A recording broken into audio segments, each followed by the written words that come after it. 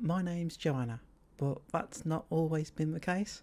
When I was born, a doctor decided that I was male, and that assumption set me up to go down a path that I was never supposed to go down. It's been a very confusing time, and it took me a long time to actually realise something wasn't quite right. But what is the best way to actually describe gender? Not just including what body parts you have. For somebody who is maybe questioning their gender, how can we break that down?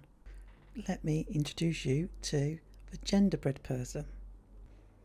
So it's broken down into 4 distinct areas: identity, attraction, expression and sex.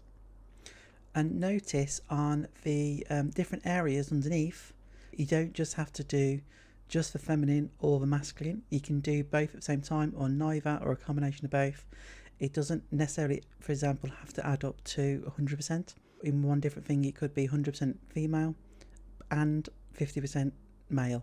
If we go through each individual one, sex. Yeah, straightforward. It is, what you kind of would expect. It's the physical kind of features you can see. But it's important to also note that some people are intersex. Some people have a mixture of the male and female characteristics at birth. This might even include people with different chromosomes. I bet there's a lot of people out there that don't actually know what their chromosomes are, and if it potentially contradicts with what they believe their gender is. Attraction is who you like. Also with this, it's broken down into who you're sexually attracted to and who you're romantically attracted to. So it might be that, you only want to go and sleep with men, but you quite like the look of ladies as well, or vice versa, your gender identity. So that's basically what's in your brain. How do you perceive your own gender yourself, regardless of what you look like and what other people say to you? Some people might feel all one, all female, or male, but then you do get non-binary people in the middle as well.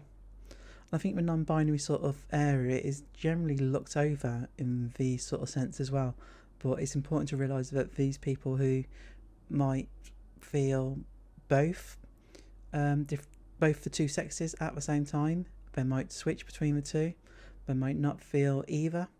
These people are all still just as valid. And then we move on to gender expression. So how do you dress? How do you convey to the world who you are? How do you, what clothes do you wear? Do you wear makeup? All these type of things go into gender expression.